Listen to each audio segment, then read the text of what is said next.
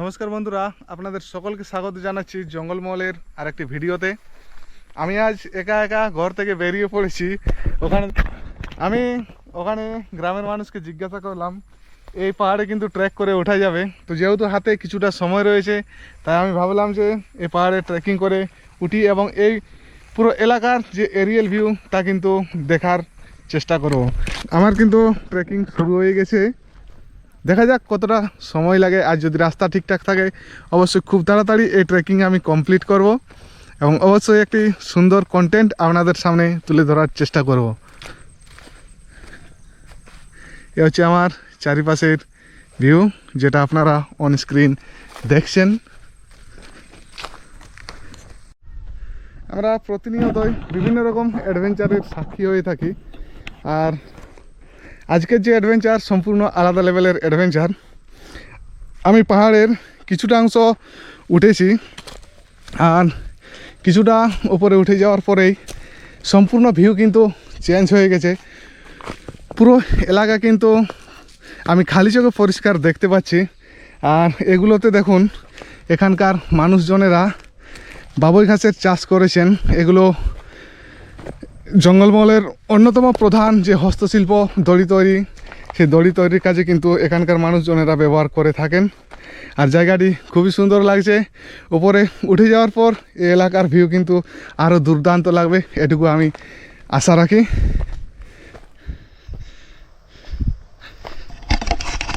একা একা ট্রেকিং, আর কিছুটা পথ বাকি রয়েছে। আপনাদের মন্তব্য কিন্তু অবশ্যই আপনারা জানাবেন। এই পাশ থেকে একটি সুন্দর ভিউ পাওয়া যাচ্ছে, আপনারা দেখুন।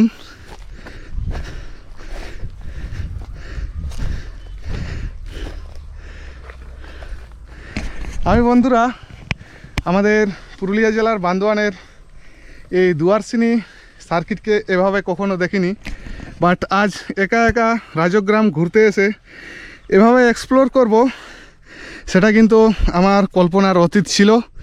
বাট এসেই যখন পৌঁছেছি আর এরকম একটি সুন্দর মুহূর্তের সাক্ষী হতে পেরে সত্যি নিজেকে অনেক ভাগ্যবান মনে হচ্ছে। আপনারা সাথে থাকুন আর পুরো যে ট্রাভেল সিরিজটি আপনারা দেখতে থাকুন। আমার ফটোগ্রাফি করা হয়ে গেছে, আর এই পথ দিয়ে আমি হেঁটে হেঁটে এগিয়ে যাচ্ছি।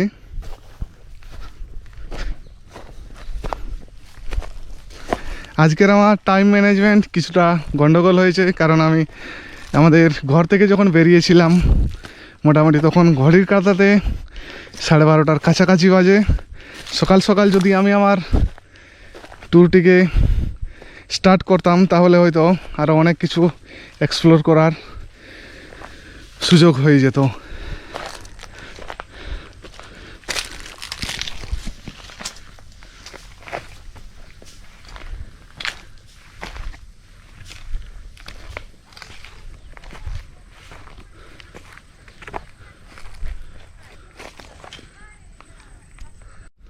মোটামুটি মিনিট 15 ট্রেকিং করার পর কিন্তু আমি একেবারে পাহাড়ের উপরে চলে এসেছি। এ হচ্ছে সামনের ভিউ, এ হলাম আমি।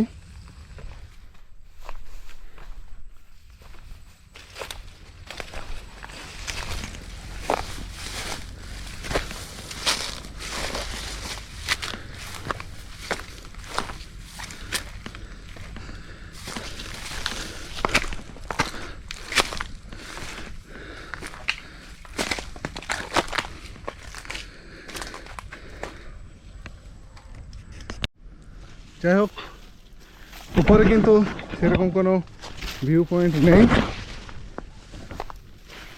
আর এই কারণে আমি এখান থেকে নেমে পড়ব। কারণ যদি ভিউ পয়েন্ট রইতো তাহলে কিন্তু সুন্দর সুন্দর ভিউ পাওয়া যেত, বাট ভিউ পয়েন্ট নেই। তো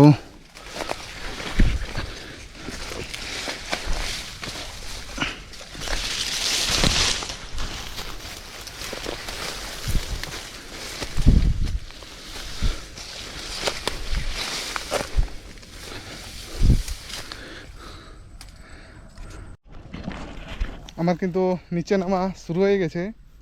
আমি তো এর আগে বললামই আপনাদেরকে যে বর্ষার জন্য প্রচুর ঝোপঝাড় রয়েছে উপরে, তো সেই কারণে সেরকম ভিউ ওখান থেকে পাওয়া যাচ্ছে না। তো যাই হোক, পরবর্তী ক্ষেত্রে আমি আবারও এই জায়গাকে আসব। আর এই পাশের ভিউটি দেখুন একবার, কীরকম লাগছে আপনারা কমেন্ট অবশ্যই করবেন।